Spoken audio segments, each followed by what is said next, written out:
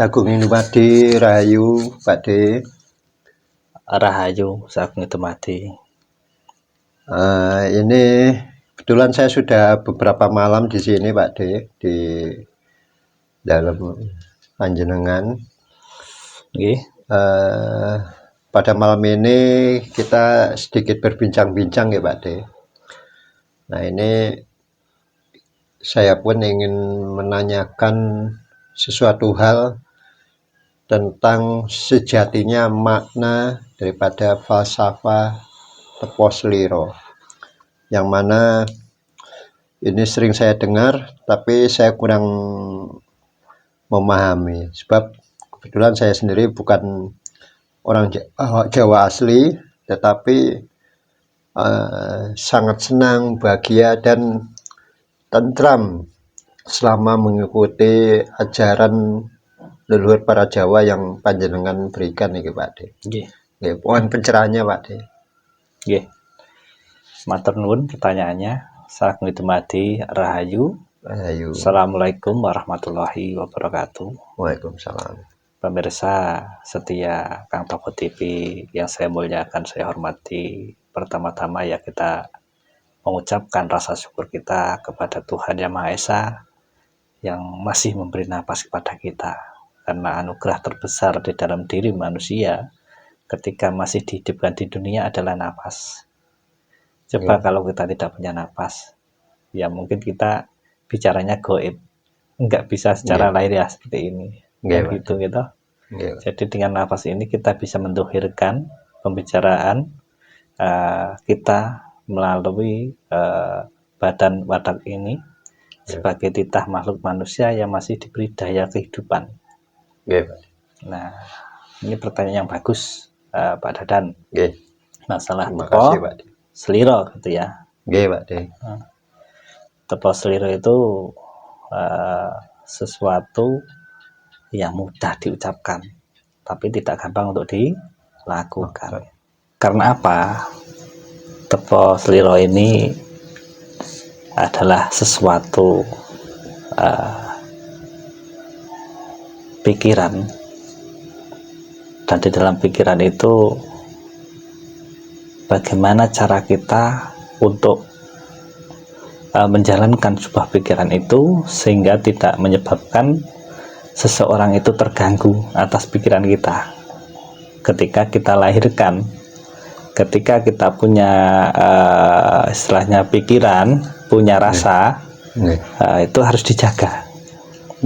Karena kalau kita punya pikiran dan rasa ini tidak bisa menjaganya, ya nanti kita seperti orang yang kebablasan. Seperti sekarang ini kan demokrasinya demokrasi kebablasan di negara kita. Sehingga di dalam berpikir, di dalam rasa, tutur kata itu sudah tidak ada yang namanya Teposliro atau tenggang rasa atau toleransi. Nah, sehingga manusia berbuat semaunya sendiri. Kalau sudah menganggap pemikirannya benar, rasanya pas, semau-maunya di dalam bertutur kata, dan tidak sadar bahwa nanti akan meninggalkan sesuatu beban bagi yang lain karena tidak ada toleransi di dalamnya. Seperti itu. Jadi yang namanya tenggang rasa atau Teposliro ini filsafah Jawa ya Kang ya. Ini harus diterapkan di dalam berkeluarga, beragama, bersosial, bernegara. Kalau ini tidak dipakai, maka hancurlah tatanan bangsa ini.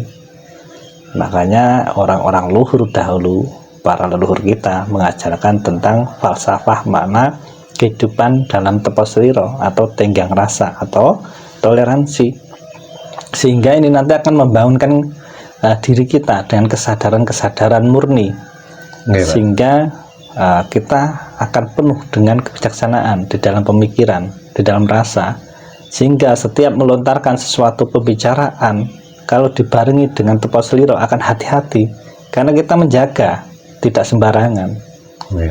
Nah, sekarang ini sudah banyak orang yang meninggalkan Teposliro, sehingga kebanyakan banyak meninggalkan beban bagi yang lain. Karena apa? Pemikiran dan rasanya terkadang bertentangan, menyinggung perasaan orang lain gitu loh. Nggih, Pak De. Contohnya jenengan hidup di suatu perkampungan atau daerah sangat padat. Jenengan memelihara kucing atau mungkin anjing lah, ya toh. Terus sembarangan diliarkan, nanti berak di rumah tetangga. Ini kan sudah tidak ada tepos liro. Anjing nanti gigit tetangganya. Nah, kenapa? Kesadaran di dalam pemikiran rasa ini sudah hilang dari tepos liro. Harusnya bagaimana cara menjaganya binatang ternaknya itu supaya tidak mengganggu yang lain, gitu loh. Coba kalau kita terapkan di dalam diri kita sendiri, seandainya tetangga kita juga ada yang seperti itu, punya binatang diliarkan masuk rumah ke kita, apa rasa kita? Jengkel loh. Nah, contohnya gitu. Saya alami juga nih Pak De. Mau jengkel bagaimana, tapi dibiarkan ya mengganggu juga nih Bu. Ya kalau di desa saya itu kan ayam nih Pak De. Dan itu tidak hanya saya, yang lain pun sama sebenarnya. Tapi yang memelihara itu kan sebenarnya harus tepos liro pada tetangga lainnya ya Pak De. Iya. Itu. Nah ini ada satu pertanyaan lagi Pak De. Iya. Fenomena yang ada ini banyak yang mengaku-ngaku menuju jalan ketuhanan, jalan spiritual, tetapi dalam kenyataannya itu tidak menerapkan falsafah tepos liro itu. Nah itu menurut Pak De bagaimana nggih Pak De? Mohon pencerahannya lagi Pak De. Contohnya apa itu? Ya contohnya ada misalkan nggih Pak De, saya mengajak seseorang untuk bertemu panjenengan untuk istilahnya menimba ilmu ya, ilmu para leluhur di sini ya Pak. Tapi ketika teman saya itu yang saya ajak, ketika sudah bisa akrab dengan Pak De, dia tuh lupa sama saya Pak De, lupa dengan yang mengajak dirinya.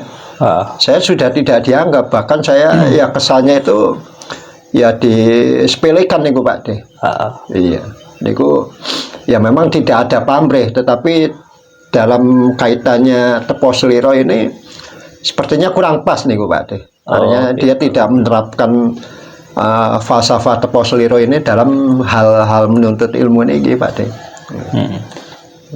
Mohon penjelasannya Pak De. Ya kalau masalah namanya tepos liro, maknanya yang terkandungan di dalam tenggang rasa atau sebuah toleransi. Ya misalkan ada yang seperti itu, kita memakai sistem dengan kebijaksanaan, dengan keikhlasan. Di dalam tepos liro itu juga harus ada keikhlasan di dalamnya. Jadi kalau tepos liro itu adalah suatu sifat tenggang rasa, sifat toleran, itu pun kalau enggak kita barengi dengan keikhlasan, nanti ketika kita sudah mempunyai sifat tepos liro pada yang lain, sementara orang lain tidak punya sifat tepos liro dengan kita, nanti kita sakit hati, akhirnya muncul penyakit hati, dendam atau bagaimana dan sebagainya. Ya, yang jelas kita bagaimana caranya untuk selalu menempatkan diri, bagaimana menjaga pemikiran kita, perasaan kita sebelum kita ucapkan kata-kata itu.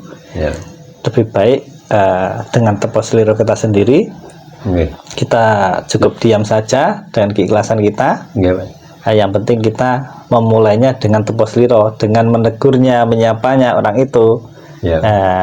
Setelah kita menyalurkan energi tepos liro ini dengan daya energi positif ini, ya kita harapkan orang itu nanti sadar diri, juga memiliki tepos liro yang sama. Seperti itu. Jadi setelah berusaha kita menebarkan energi tepos liro itu, ya kita pasrah ya Pak De. Iya, berserah diri, nanti biar Tuhan dan alam semesta yang mengadili Pak De. Ya intinya kalau kita sudah berserah diri itu maknanya kita sudah ada campur tangan Tuhan di dalam setiap gerak kita. Oh, nggih, seperti itu. Nggih. Jadi bukan gerak kita. Nggih. Orang itu juga digerakkan Tuhan seperti itu. Ya Nggih, kita saksikan semuanya sempurna. Nah, di sinilah pentingnya syahadat dalam tepas liro. Oh, Jadi syahadat itu juga harus ada tepas lironya. Ya, betul Pak De. Nah, bagaimana tepas liro dengan Tuhannya? Ya. Tepas liro dengan para rasulnya. Nggih. Makanya saya sebut tadi tepas liro itu sangat penting di dalam keluarga, sosial, agama, dan bernegara. Ya. Kalau ini dipakai luar biasa. Nah, kita sama-sama belajar. Jadi, coba kalau di dalam keluarga nggak ada tepas liro, berantem yang ada kan? Nggih, Mas. Nah, ini apakah harus juga Pak De diterapkan kepada makhluk lainnya? Contohnya pada hewan, kepada tumbuhan, atau kepada makhluk-makhluk gaib nih Pak De. Ya kayak ya jin, siluman niku apa perlu ada penerapan falsafah tepos liro ini juga no, Pak De? Ya yang jelas tepos liro ini kan yang jelas yang kita hadapi secara nyata saja dulu. Oh, nggih, Pak. Nyatanya kita berdampingan dengan makhluk sosial, Nggih, dengan Pak. sesama manusia. Nggih. Lainnya kita berdampingan dengan hewan yang terlihat mata, dengan tumbuhan. Iya, Pak. Kalau dengan goib ya tepos lironya ya kita istilahnya tidak serta merta mengkambing hitamkan sesuatu yang goib. Nggih, Pak. Kalau ada orang sakit diganggu demit, diganggu jin, nggak harus seperti itu. Iya, Pak. Harus diteliti dulu secara pikiran kita, secara rasa kita. Yang namanya penyakit itu tidak semuanya bersumber dari goib. Oh, iya, juga bisa dari kesalahan kita sendiri. Iya, nah, gitu loh. Iya, Pak. Tapi kalau kita menggunakan tepas liro, ya nggak akan ada gangguan goib. Kita nggak pernah kok mengkambing hitamkan sesuatu yang goib kok. Ya, betul Pak De. Nah, kenapa? Tuhan juga goib. Nggih, Pak De. Tapi wujudnya nyata dengan segala penciptaannya. Ya, betul Pak De. Ya. Jadi makna tepos liro ini ya sangat luas ya Pak De ya. Artinya dalam menerapkan falsafah tepos liro ini. Contoh, ketika kita tadi udah berkeluarga ya. Iya, Pak. Beragama. Kalau kita mempunyai tepos liro, tenggang rasa, toleransi, ya nggak akan saling menyalahkan. Kita punya tepos liro, istilahnya dalam arti tenggang rasa, toleransi. Yaitu kepahamanmu, ini kepahamanku, jangan saling mengganggu kan gitu. Nggak akan ada perdebatan. Iya, betul Pak. Bersosial masyarakat pun seperti itu. Kalau bisa saling tepos liro, iya enak di dalam bermasyarakat, nggak akan ada istilahnya ganjelan, nggak akan ada keributan, bernegara pun aman, damai. Iya, Pak. Nah ini itu sudah mulai terkikis tepos liro ini, sehingga bangsa ini mendekati kerusakan. Karena apa? Karena sudah hilang tepos lironya. Iya, Pak. Para pejabat dapat gaji dari rakyat, dari sumber-sumber pajak rakyatnya, dihabiskan buat korupsi, bersenang-senang. Karena apa? Nggak ada tenggang rasanya, nggak ada toleransinya. Betul, Pak. Jadi tidak melihat dari hasil gajinya kan gitu. Betul, Pak. Ini tanda-tanda kerusakan suatu bangsa itu ya karena hilangnya tepos liro. Tapi alhamdulillah kita punya pemimpin yang luar biasa, punya tepos liro yang tinggi. Betul. Contohnya kemarin pemimpin kita, Bapak Jokowi, Presiden Republik Indonesia ini, ketika dikatakan seorang pemimpin yang Fir'aun, tapi nyatanya ketika yang mengatakan beliau itu seorang Fir'aun, ketika yang mengatakan ini jatuh sakit, beliau mau menjenguk. Itu kenapa? Karena tepos liro.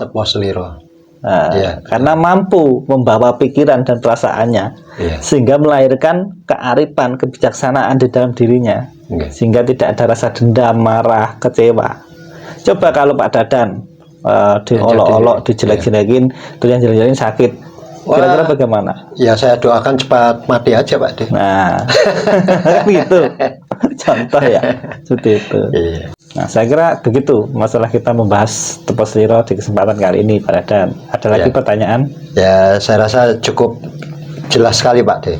Jelas dan gamblang ya. Ya bagi saya cukup menjadi pencerahan Pak De. Amin. Oke. Terima kasih Pak De atas pencerahan yang panjang berikan pada saya ini Pak De. Oke, sekian dulu pemirsa Kang TV yang melihat konten kami. Kalau ada salah-salah kata saya mohon maaf karena keterbatasan pemahaman saya. Kalau Anda suka melihat konten-konten kami, monggo di subscribe, di like, di share, di komen-komen, monggo. Semoga ini bisa menjadi sebuah kemanfaatan dan jangan bosan-bosan mendengarkan atau melihat kreator wejangan yang kami bikin. Kita sama-sama saling membangun. Untuk saran kritik saya terima. Kalau ada kekeliruan monggo, ada kekurangan monggo, komen di kolom komentar. Seperti itu nggih. Terima kasih. Saya Dumadi Rahayu. Assalamualaikum warahmatullahi wabarakatuh. Waalaikumsalam.